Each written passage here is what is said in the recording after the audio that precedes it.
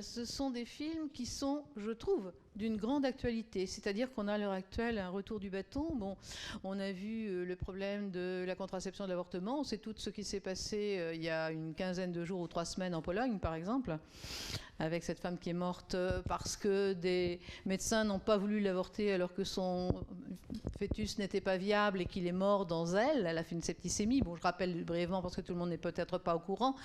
Donc, ce que je veux dire, c'est que ce sont des films qui, malgré leur aspect historique, sont d'une actualité brûlante. Et qu'il est très très important de les voir. Enfin, je ne sais pas ce qu'en pense la salle ou ce que tu en penses, mais je trouve que rien n'est acquis. Comme film d'ouverture, l'événement, et il y a une jeune femme qui me dit « Ah, quand même, on a bien évolué depuis, on a du mal à imaginer ce que c'était à cette époque. » Je lui ai dit « Oui, mais tu sais, ça peut revenir. » Alors moi, je suis plus optimiste que vous, mais on a déjà eu cette discussion ensemble. Effectivement, je trouve qu'il y a des questions qu'on va retrouver actuellement en France ou dans d'autres pays, mais qu'il y a quand même eu... si on prend le dernier film, par exemple, sur le travail, ce travail physique, sur certains métiers, il y a quand même eu une évolution dans le sens où les femmes, parce qu'elles se sont battues, ont obtenu ces places, comme on peut le voir là dans la charpenterie. Mais on sait aussi en même temps, comme vous disiez, que par exemple, si on va dans des centres de formation d'apprentis, sur les métiers dits féminins, on va trouver une majorité de filles. Donc les métiers du care en général, tout ce qui est s'occuper de personnes âgées, travailler à l'hôpital, etc.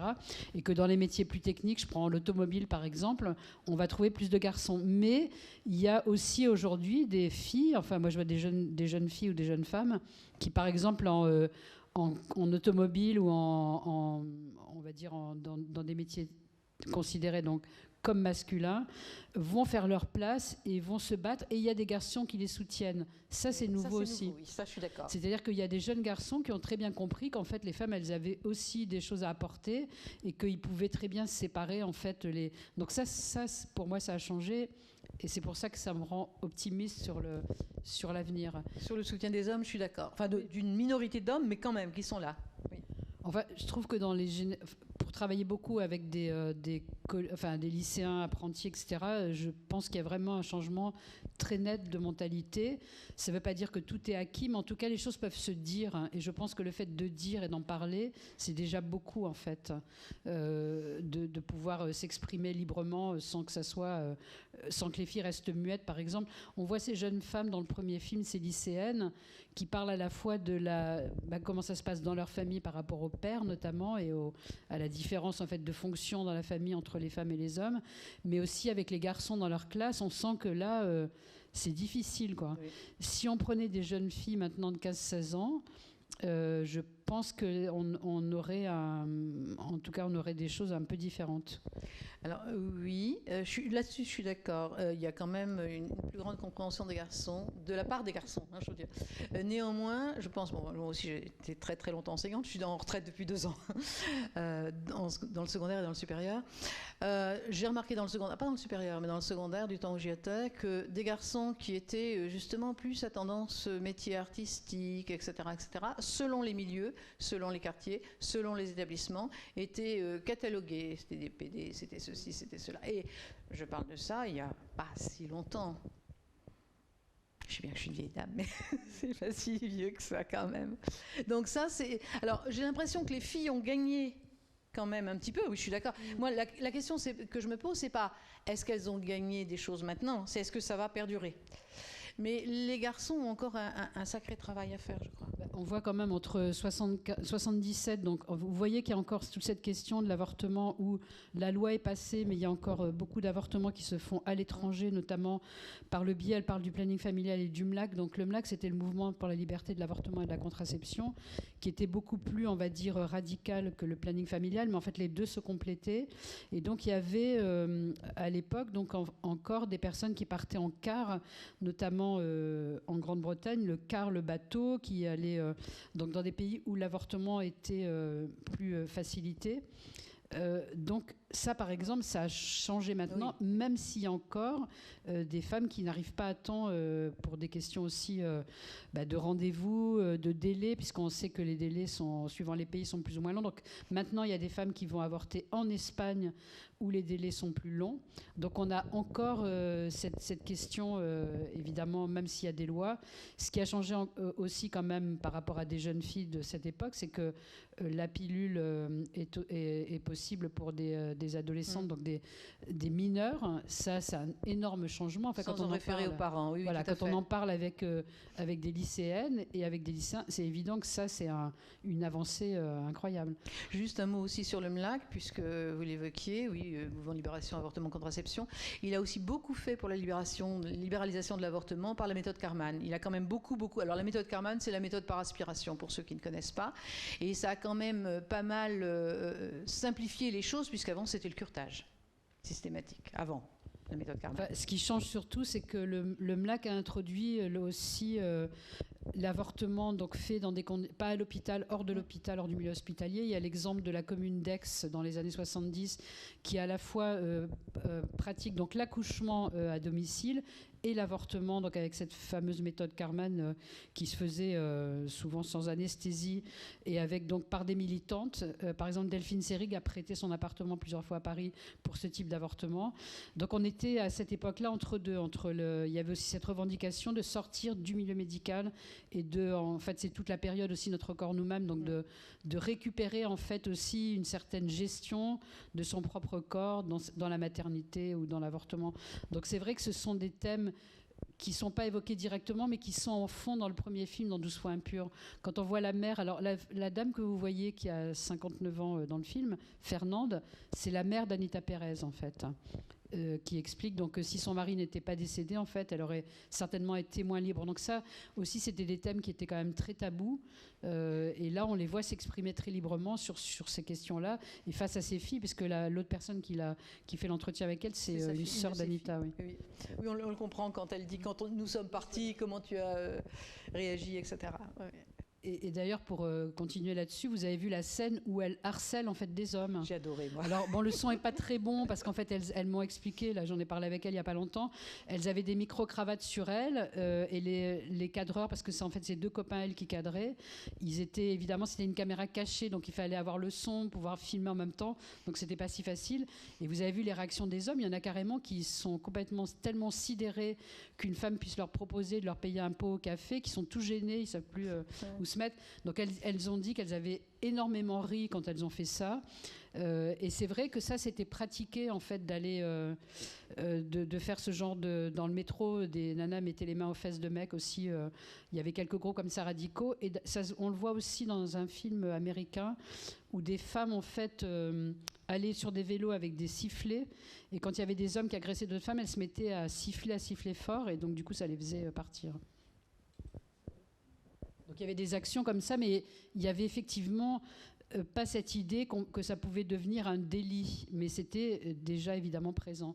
Mais l'idée que ça devienne un délit, c'est venu il n'y a pas très longtemps en fait dans la loi, tout comme on peut dire il y avait ça, ou aussi par rapport à l'homophobie ou la lesbophobie ou la transphobie, personne n'aurait imaginé à cette époque-là que ça puisse devenir un délit, et que par exemple maintenant quand on est dans un lycée ou dans une école, on peut dire, si des élèves tiennent des propos homophobes, leur dire vous êtes hors la loi, là vous commettez ce qu'on ne pouvait pas faire avant. Avant on pouvait leur dire que c'était pas correct, mais il n'y avait pas de loi. Non seulement c'était pas un délit, mais c'était pathologisé. L'homosexualité l'a été assez longtemps. C'était considéré jusque dans les années 90 comme une maladie mentale, oui, c'est ce que j'appelle la pathologisation. Ouais. En fait, oui, on fait beaucoup de choses, on est très, très ambitieuse. Donc, en fait, si vous voulez, le cœur du centre, c'est vraiment ces archives et les films qu'on distribue, alors qu'on numérise, qu'on valorise, qui circulent un peu partout dans le monde. Ça, c'est vraiment le cœur de notre activité, ça nous prend beaucoup de temps. Et à partir de là, si vous voulez, c'est un peu comme des étoiles. Il y a ce qu'on appelle l'éducation à l'image, donc sur l'éducation à l'image par rapport, on va dire, aux clichés de genre, aux stéréotypes sexués, donc là où on travaille donc avec des gens de tous les âges, mais beaucoup évidemment avec des jeunes, mais aussi avec des adultes, sur la façon dont on peut, en allant au cinéma, en regardant des clips vidéo, en étant sur Internet, en regardant de la publicité, comment on peut prendre de la distance et décrypter en fait tous ces stéréotypes. Donc on montre les stéréotypes, mais on montre aussi des personnages positifs sans stéréotypes, pour qu'il y ait quand même une balance, parce que sinon ce serait complètement vraiment trop triste en fait de faire que ça. Donc ça c'est ce qu'on appelle Genre Image. On a un site d'ailleurs qui s'appelle Genre Image, qui est une espèce de grosse boîte à outils dans laquelle on peut trouver des textes, des images, des analyses, tout ça est gratuit et on peut s'en servir, qu'on soit jeune, pas jeune, moins jeune, qu'on soit dans le milieu scolaire ou hors du milieu scolaire, peu importe. Et donc, ça s'accompagne de ce qu'on appelle les ateliers genre image, qu'on mène donc avec... il y a une autre personne, Laetitia Puertas, qui fait ça aussi. Donc, on va en fait, à la demande des enseignants ou dans des maisons de quartier, faire ces ateliers. Ça, c'est une autre partie. L'autre partie, c'est tout le travail qu'on mène auprès des femmes détenues et des hommes détenus. Donc, pour les femmes détenues, on va tous les mois présenter un film qui est sur les écrans et qui est accompagné par des professionnels. Et donc, il y a un débat après le film, comme on fait ici. La différence, c'est qu'on est en prison. Et on travaille aussi également donc beaucoup avec les universités, les écoles d'art sur l'histoire de la vidéo féministe. Donc là où on donne des conférences, donc on montre des extraits de films, on explique l'évolution du cinéma aussi et du cinéma engagé notamment. Et puis on travaille aussi avec des artistes en organisant des séminaires, faisant se rencontrer des artistes qui en fait parlent de leur métier en tant que féministes ou en tant que personnes LGBT et comment voilà, ça, dans leur métier d'artiste, ça a pu changer des choses. Donc voilà, ça c'est un peu toutes nos activités. Mais le cœur vraiment de nos activités, c'est cette collection de films très importante donc, qui est à l'origine en fait créée par Delphine Seyrig, donc la comédienne militante féministe et aussi réalisatrice, Carole Roussopoulos, donc qui est considérée comme une pionnière de la vidéo à la fin des années 60, et Yohanna Wider. Donc c'est vraiment l'héritage de ces trois femmes qu'on essaie de faire vivre, mais en faisant entrer toujours des nouveaux films. Il y a des films, par exemple, il n'y a pas tous les mois des nouveaux films. Par année, on a à peu près entre 7 ou 8 nouveaux films qu'on intègre, qui viennent du monde entier, qui peuvent être faits par des femmes ou par des hommes, peu importe. Mais ce qui est important pour nous, c'est que ça traite des sujets autour des femmes. Ça peut être des sujets engagés, militants, mais ça peut être aussi des femmes artistes, ça peut être des femmes sportives. Voilà, il y a vraiment des thématiques très, très, très diverses. Alors c'était une question importante parce que dans les études universitaires des futurs enseignants, maintenant mais vous le savez certainement, mais c'est aussi pour le public que je dis, il y a tout un pan du programme qui est consacré aux questions de genre. Donc c'est vrai que vous êtes une ressource de ce point de vue-là. Agathe Simnel, donc sur cette femme qui est dans un parcours de transidentité. Et on va présenter, donc ça c'est un film court, et on va présenter aussi The Archivette, qui est un film sur les archives lesbiennes de New York, enfin de Brooklyn plus exactement, Lesbian Her Story Archive. Ça a été fait par une jeune femme en fait qui est venue s'intéresser à l'histoire de ce groupe, ça a été créé dans les années 80, et elle montre comment les archives actuelles en fait s'enrichissent à la fois de livres, de films, mais aussi de vêtements, ça peut être des affiches, ça peut être des tas de choses. En fait, c'est des archives très très riches que j'ai eu la chance de pouvoir visiter. Donc, je peux vous dire que le film restitue très bien cette aventure de ces femmes qui ont réussi à même acheter une petite maison à Brooklyn pour héberger ces archives. Donc, c'est un bon exemple en fait de ce qu'on peut faire avec des archives qui sont pas poussiéreuses, mais qui restent très très vivantes. Je crois que c'est le plus grand centre d'archives en la matière, non, en ce qui concerne. En tout cas, c'est un des plus actifs. Après, je sais pas au niveau de la quantité d'archives, mais elles ont, enfin, c'est sur 3 étages. Vous savez, c'est ces petites maisons qu'on voit à Brooklyn, comme ça, hop, en hauteur. Donc à tous les étages, il y a des choses, c'est assez... et c'est une archive vraiment très vivante et ouverte à tout chercheur ou personne intéressée, femme, homme ou LGBT, enfin peu importe, voilà, qui peut venir travailler en fait sur place de façon très, très libre. Et elles ont... voilà, ce film restitue bien leur aventure. Donc on prend rendez-vous pour jeudi. Voilà. Et entre-temps, vous avez plein de films formidables dans le festival. Et notamment plein de films au sujet des femmes ou sur les femmes ou réalisés par des femmes, puisqu'il y aura notamment le premier film japonais réalisé par une actrice Ah, ça y est, je ne trouve plus son nom. Bon, bref. Sur un scénario de Zoo. Et il faut savoir qu'elle a tourné pendant 15 ans, elle a été une immense vedette, Mizoguchi, voilà. Et que Mizoguchi, quand il a appris qu'elle allait passer derrière la caméra, on retrouve ces exemples types, a refusé une lettre d'introduction et n'a plus voulu tourner avec elle. Sympa, je ne savais pas ça de lui, tiens. Ah non, justement. Alors si je le dis, c'est que récemment sur France Culture, je lisais un article sur la page de France Culture, Mizoguchi, grand réalisateur féministe. Alors j'ai bondi, j'ai pris mon clavier et j'ai réagi. Parce que, bon, il est aussi des gens pour qui la question des femmes est une matière. D'accord ? Ils peuvent faire des films féministes, mais ils ne sont pas féministes. Donc, au point de vue, justement, des constructions, on a là tout un matériau à exploiter. Et juste, je voulais une petite anecdote, comme m'ont raconté Anita Pérez et Mona Filière, parce que je leur ai demandé, mais alors vous avez fait ce film parce qu'elles sont monteuses de profession, puis alors après, vous n'avez plus rien fait. J'étais étonnée quand même, parce qu'en fait, ce film-là avait vraiment bien marché à l'époque, notamment dans tout le circuit militant. Et donc, elle me dit, si on avait un projet de film sur la ménopause, donc alors à l'époque, c'était vraiment révolutionnaire de parler de la ménopause, je peux vous dire. Et donc, elles ont présenté, elles ont obtenu une aide, même, je ne sais plus, du CNC. Et après, il y avait une télévision qui s'est engagée, c'était donc Antenne 2 à l'époque, ou France 2, je ne me rappelle jamais dans quel sens, je crois que c'était Antenne 2 à l'époque. Et donc on leur a dit, ah oui c'est bien, c'est super comme sujet, oui on va vous soutenir pour faire le film, mais on vous demande une seule chose, il ne faudrait pas prononcer le nom, enfin il ne faudrait pas que ménopause apparaisse dans le film. C'est pas l'amour en fait. Et donc elles ont dit, bon bah là on a abandonné tout de suite. Elles n'ont pas insisté, elles n'ont jamais fait.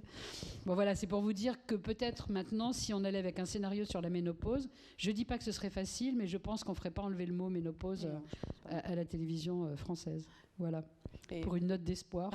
Et puis il y a aussi, bon là je parlais d'une pionnière japonaise, il y a les pionnières soviétiques aussi qu'on présente, mais aussi il y a pas mal de films de jeunes femmes, notamment les jeunes réalisatrices espagnoles. Donc vous avez matière à réflexion, à visionnement, à plein de choses. Donc venez nombreuses et nombreux, bien sûr aussi. Merci. En tout cas, merci d'être venus et bonne continuation de festival. Merci.